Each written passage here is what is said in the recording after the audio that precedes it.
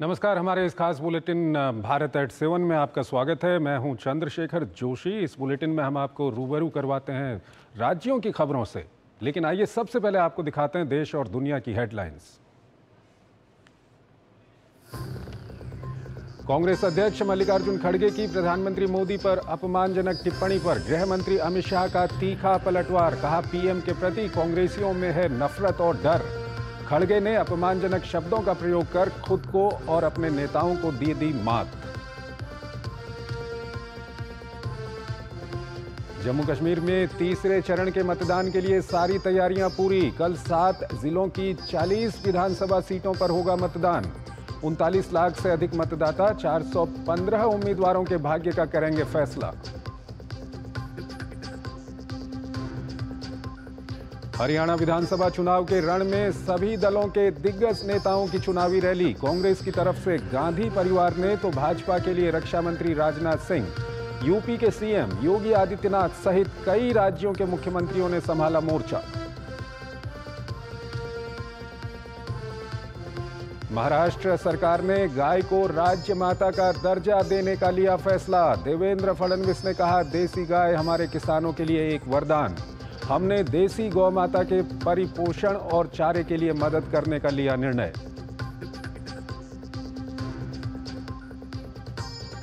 और बारिश से 3 दिन बाधित रहे कानपुर टेस्ट में आई जान। बांग्लादेश के पहली पारी में बनाए 233 रन के जवाब में भारत ने 9 विकेट पर 285 रन बनाकर पारी की घोषित। दूसरी पारी में बांग्लादेश की खराब शुरुआत।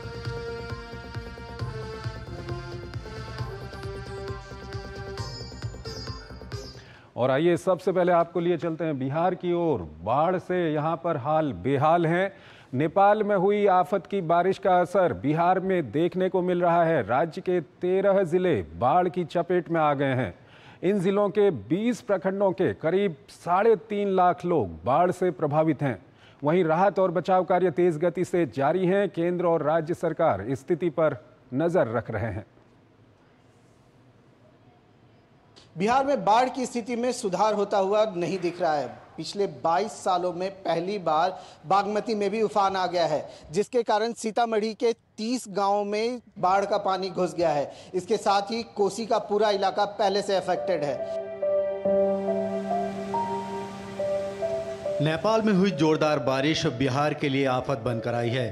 कोसी और गंडक बैराज से लाखों क्यूसेक पानी छोड़ा जा रहा है। 1968 के बाद से ये पहली बार था कि कोसी बैराज के ऊपर से पानी बह रहा था। बताया जा रहा है कि नेपाल की ओर से कोसी और गंडक बैराज में 10.5 लाख क्यूसेक पानी आया है। नेपाल में पानी के दबाव को देखते हुए कोसी बैराज के 56 गेट खोल दिए गए, जिससे कोसी में लगातार जल स्तर बढ़ रहा है। बिहार के गोपालगंज, पूर्वी चंपारण, पश्चिमी चंपारण, अररिया, पूर्णिया, कटिहार, सुपौल, सहरसा, मधेपुरा, मधुबनी, दरभंगा, खगड़िया और भागलपुर जिले बाढ़ की चपेट में आए हैं। बाढ़ की तबाही का संकेत मिलने के बाद एनडीआरएफ की 16 टीमों को प्रभावित जिलों में तैनात किया गया है। गृह राज्य मंत्री नित्यानंद राय ने कहा है कि बाढ़ को लेकर केंद्र और राज्य सरकार दोनों सजग हैं। मुख्यमंत्री जी अपने निगरानी में एक एक चीज को देख रहे हैं। राज्य सरकार और केंद्र सरकार दोनों तत्परता के साथ बिहार के बाढ़ पर सजग है और जो भी आवश्यक कदम उठाने पड़ेंगे सब उठाया जाएगा। वहीं जेडीयू के कार्यकारी अध्यक्ष संजय कुमार झा ने कहा है कि मुख्यमंत्री नीतीश कुमार स्थिति पर लगातार नजर रखे हैं। उन्होंने कहा कि 1968 के बाद इतनी बारिश कभी नहीं हुई। यह एक प्राकृतिक आपदा है। जो इस बार के बजट में भारत सरकार ने कहा है कि बाढ़ के परमानेंट सॉल्यूशन के लिए जो बिहार के अंदर जो 4-5 नदी है वहां हम लोग बराज बनाएंगे, जिससे बाढ़ का भी प्रकोप कम होगा और सिंचाई की व्यवस्था भी होगी। राज्य सरकार बाढ़ की स्थिति पर लगातार नजर बनाए हुए है। बाढ़ प्रभावित जिलों में राहत कैंप बनाया गया है। इसमें लोगों के खाने और रहने की व्यवस्था के साथ मेडिकल फैसिलिटी भी दी जा रही है। बाढ़ पीड़ित लोगों को प्रशासन की तरफ से सूखे खाने के फूड पैकेट दिए जा रहे हैं। राज्य में बाढ़ की स्थिति की सेंट्रल मॉनिटरिंग भी की जा रही है। हम लोग को अलर्ट रहने का आदेश मिला है और प्लस में जो भी तटीय जो निवासी हैं उनको हम लोग बताया हो कि आप लोग सुरक्षित स्थान पर जाया करो और इसके बाद में जो भी बाढ़ आश्रय गृह है उसका शरण लियो।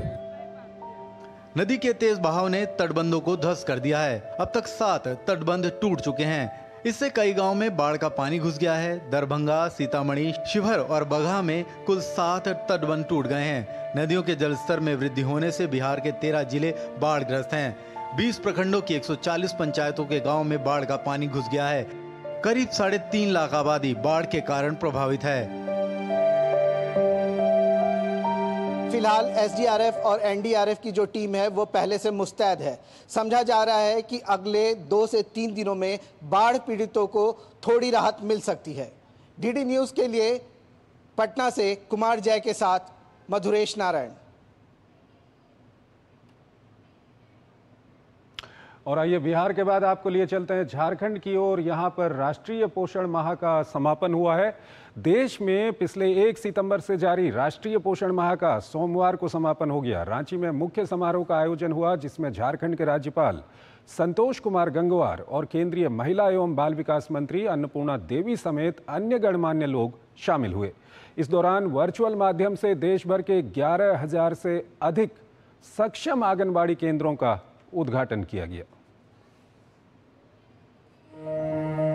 सही पोषण देश रोशन के संकल्प के साथ पूरे 1 महीने तक चले 7वें राष्ट्रीय पोषण माह का सोमवार को समापन हो गया। इस मौके पर रांची में मुख्य कार्यक्रम का आयोजन हुआ जिसमें झारखंड के राज्यपाल संतोष कुमार गंगवार और केंद्रीय महिला एवं बाल विकास मंत्री अन्नपूर्णा देवी ने संबोधित किया।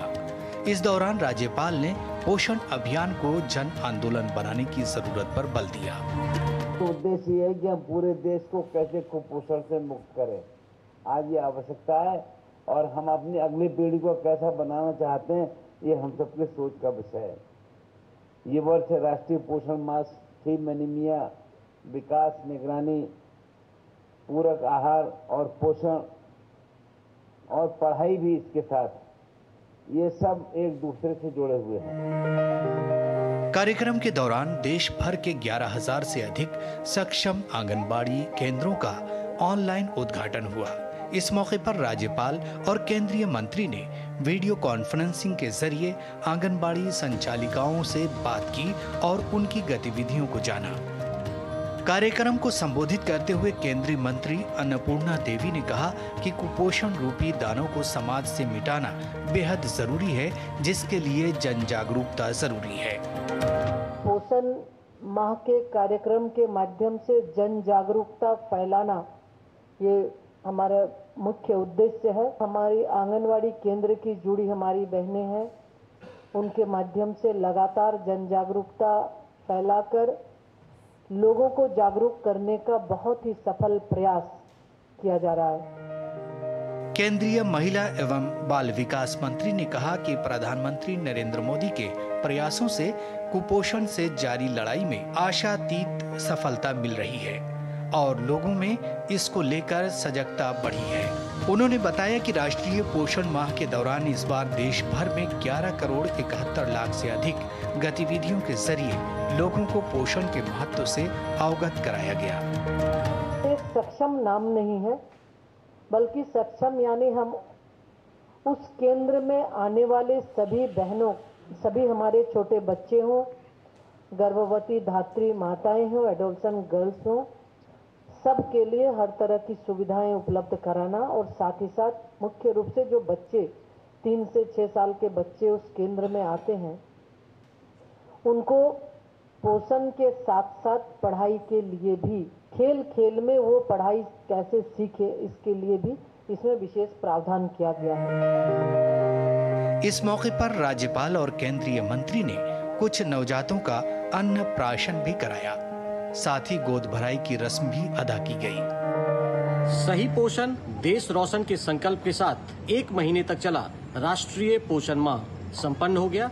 रांची में हुए आयोजित कार्यक्रम में आंगनवाड़ी केंद्रों की महिलाओं ने अपनी ओर से स्टॉल भी लगाए थे और उनका हौसला केंद्रीय मंत्री और राज्यपाल ने बढ़ाया। अपने सहयोगी विकास और अवधेश के साथ मैं दिवाकर कुमार, दूरदर्शन समाचार। और आइए झारखंड के बाद आपको लिए चलते हैं असम की ओर। यहाँ पर युवा उद्यमियों को वित्तीय सहायता दी गई है। डॉक्टर हेमंत बिस्व शर्मा ने गुवाहाटी में मुख्यमंत्री आत्मनिर्भर असम अभियान 2024 का शुभारंभ किया। ये योजना असम के युवाओं को वित्तीय सहायता और अन्य लाभ प्रदान करेगी ताकि वो अपनी उद्यमशीलता की यात्रा शुरू कर सकें। मुख्यमंत्री ने समारोह में युवा उद्यमियों को 75,000 रुपये की पहली किस्त वितरित की। स्वरोजगार और आत्मनिर्भरता के माध्यम से विकास को गति देने के तहत असम में मुख्यमंत्री आत्मनिर्भरता असम अभियान चलाया जा रहा है। इसी कड़ी में असम के मुख्यमंत्री हिमंता बिस्वा शर्मा ने राज्य के युवाओं में उद्यमिता को बढ़ावा देने के लिए योजना के तहत वित्तीय सहायता के रूप में 75,000 रुपए की पहली किस्त वितरित की। खास बात यह है कि समारोह के दौरान 25,000 से अधिक चयनित युवा उद्यमियों को 75,000 रुपए की पहली किस्त प्रदान की गई।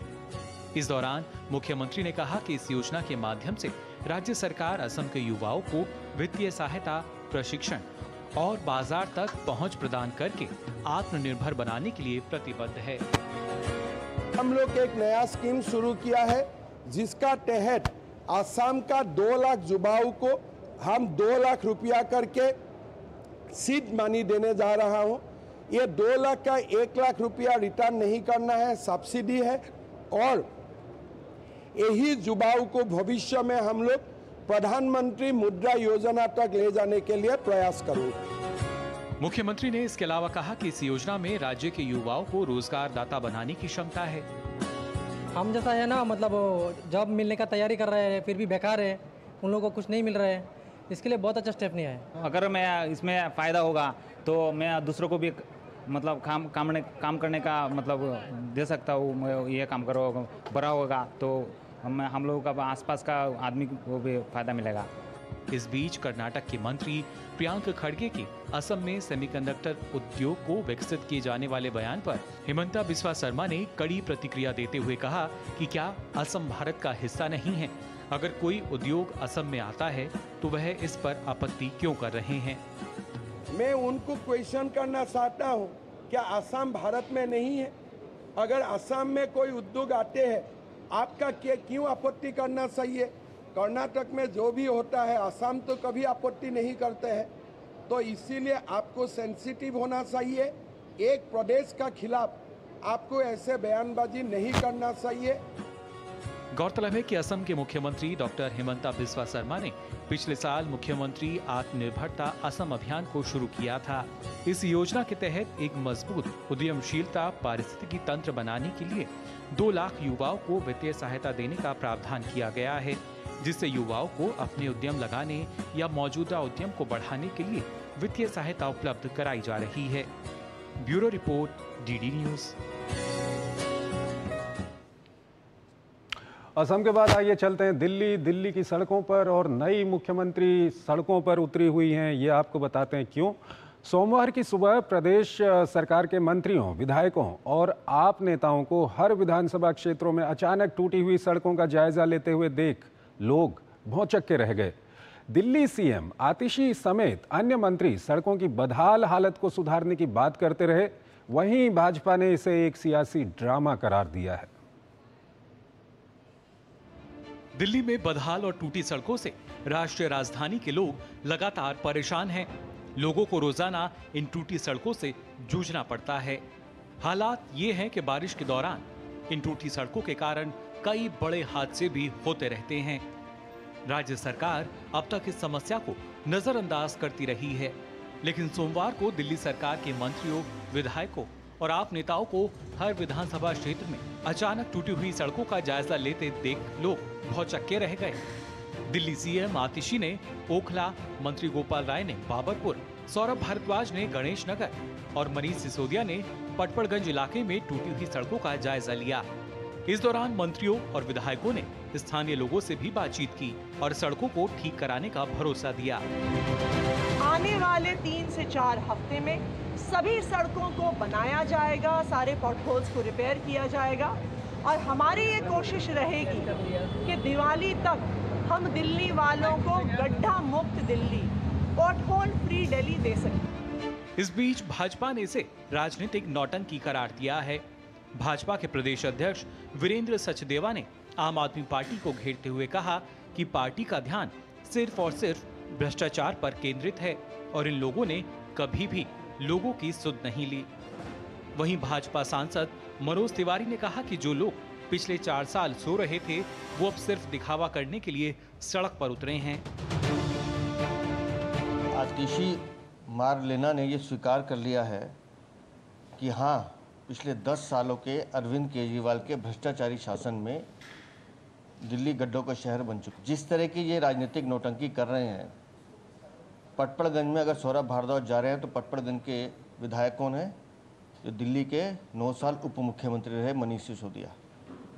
तो 9 साल दिल्ली की सुध ली नहीं, अब जब चुनाव सर पर आ गए हैं तो उन्हें गड्ढे दिखाई दे रहे हैं। जो लोग 4 साल और 8 महीना सोते रहे, अब जाकर के दिखावा के लिए सड़कों पे आ रहे हैं। अरविंद केजरीवाल जी को भी देखा, आतिशी जी को भी आज हमने देखा। आतिशी जी का आज सड़क पे आना, उन्होंने ये सिद्ध कर दिया है कि अरविंद केजरीवाल बिल्कुल नकारा मुख्यमंत्री थे।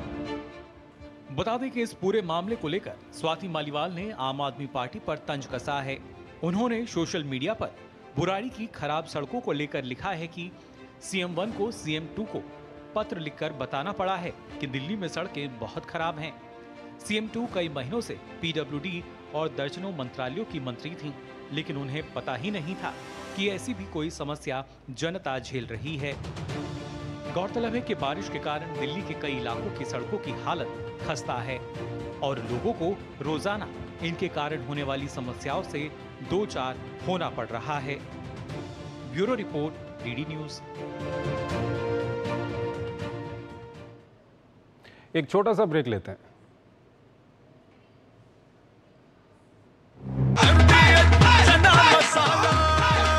अब छोलिया हो या लोबिया, सफेद चने या काले चने, सब कुछ मजेदार बने। सारी छुर्रियां भर देती हैं, दीवार हमवार कर देती हैं। तो पुट्टी भर ले, हाँ पुट्टी भर ले। वंडर वॉल पुट्टी दे एक परफेक्ट फिनिश। जिंदगी की हर छोटी बड़ी जरूरत के लिए आप जो सपने सजाते हैं, बस उसी उम्मीद को तो हम सहारा लगाते हैं। SIP आपकी सेविंग्स को आपकी खातिर काम पर लगाएगी।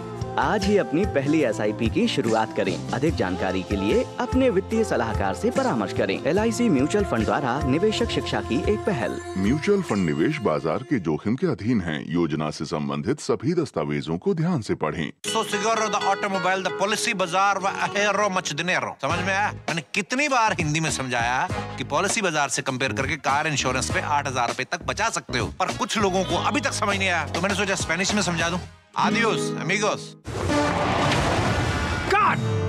सुरक्षा की गारंटी हर चीज में जरूरी है, चाहे वो मुश्किल स्टंट हो या अच्छी फसल।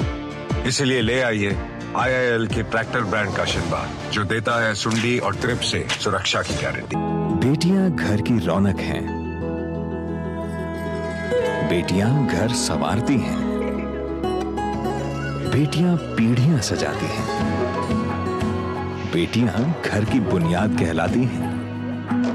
बेटियों को सलाम करता है मोंगिया स्टील, स्टील का बादशाह। MDH की देगी मिर्च, देगी मिर्च का तड़का, अंग अंग फड़का। MDH की देगी मिर्च, सारी छुर्रियां भर देती हैं, दीवार हमवार कर देती हैं। तो पुट्टी भर ले, हाँ पुट्टी भर ले। वंडर वॉल पुट्टी दे एक परफेक्ट फिनिश। स्वागत है आपका ब्रेक के बाद, और आइए अब बात करते हैं स्वच्छ भारत अभियान की। स्वच्छ भारत अभियान की शुरुआत के बाद से देश भर में अलग अलग तरीके से लोग स्वच्छता में अपना योगदान दे रहे हैं। इस अभियान के तहत कानपुर की रहने वाली संजीवनी शर्मा ने लोगों को प्लास्टिक के दुष्प्रभाव से जागरूक करने के लिए एक ग्रुप बनाया। ग्रुप के सदस्य कानपुर में जगह जगह जाकर लोगों को प्लास्टिक का इस्तेमाल नहीं करने के बारे में बताते हैं, साथ ही अपने घरों और शहर से प्लास्टिक का कचरा एकत्रित कर रिसाइकिल प्लांट भेजते हैं। मैं अकेला ही चला था जानिबे मंजिल, मगर लोग साथ आते गए और कारवां बनता गया। कानपुर की संजीवनी शर्मा ने पर्यावरण को प्लास्टिक और कचरे से बचाने की मुहिम के तहत प्लॉगर्स ग्रुप की शुरुआत की। और आज बड़ी संख्या में लोग कानपुर प्लॉगर्स ग्रुप से जुड़कर प्लास्टिक और कचरे से पर्यावरण को बचाने में योगदान दे रहे हैं। कानपुर प्लॉगर्स टीम के सदस्य टीम गंगा के घाटों से प्लास्टिक का कचरा उठाने के अलावा घरों और दुकानों से प्लास्टिक की थैलियां, पैकेट आदि कचरा एकत्र कर रिसाइकिल करने के लिए प्लांट में भेजते हैं। हमने ये प्रोजेक्ट संकल्प स्टार्ट किया था कानपुर में 3 साल पहले, जिसमें कि हमने जगह जगह बिन्स लगाए हैं कि लोग अपने घरों से साफ और सूखा प्लास्टिक हमें डोनेट कर सकें। कानपुर से बहुत सारे परिवार हमारे साथ जुड़े हुए हैं, लगभग 200-250 परिवार, जो कि अपने घरों का प्लास्टिक धो करके सुखा करके हमें डोनेट करते हैं और ये फिर प्लास्टिक रिसाइकल सेंटर जाता है और गला करके इसके फर्नीचर्स बनते हैं, जो कि पार्कों में बेंच और झूले लगाने के काम आते हैं। गौरतलब है कि प्लास्टिक का कचरा पर्यावरण के लिए नासूर बन गया है। प्लास्टिक और पॉलीथीन के कारण पृथ्वी और जल के साथ साथ वायु भी प्रदूषित होती जा रही है। प्लास्टिक और पॉलीथीन का कचरा नदियों से लेकर समुद्र तक हर जगह नजर आता है। धरती पर रहने वाले जीव जंतुओं से लेकर समुद्री जीव भी हर दिन प्लास्टिक निगलने को विवश हैं। अमूमन क्या करते हैं लोग, प्लास्टिक में खाना या कुछ बचा हुआ घर का सड़क में डाल देते हैं, उसको गाय उस खाने के लिए साथ साथ प्लास्टिक भी खा जाती है, जो कि बहुत ही हानिकारक है। कई गायों की मौत इन प्लास्टिक की वजह से हुई है। इसलिए लोगों को जागरूक होना चाहिए। पहले तो प्लास्टिक का कम से कम इस्तेमाल करें, यदि करते भी हैं तो उसको सही जगह पर दें, जिससे कि उसका निस्तारण हो सके, रिसाइकिल हो सके।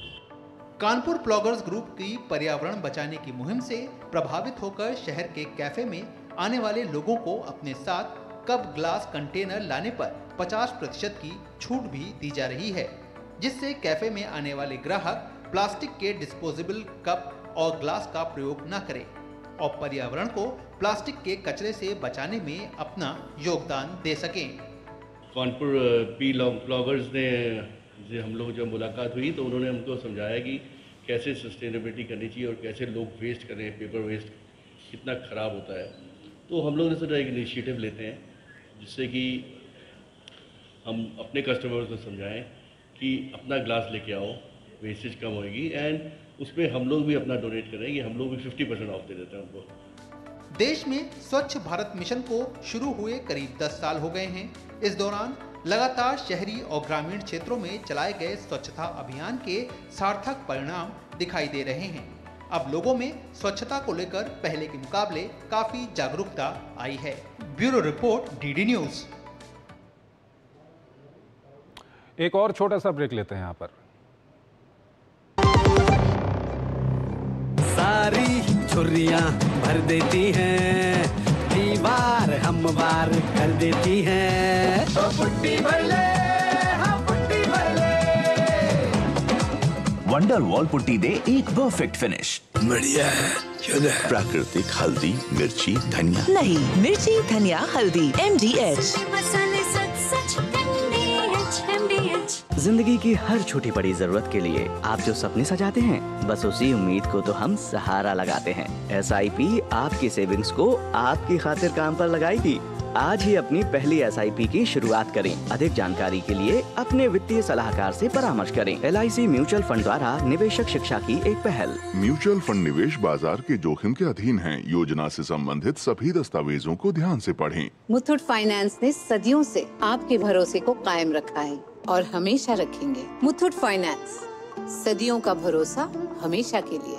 इंडिया का number 1 most trusted financial services brand. तो गोल्ड लोन के लिए कॉल करें 1-800-313-1212।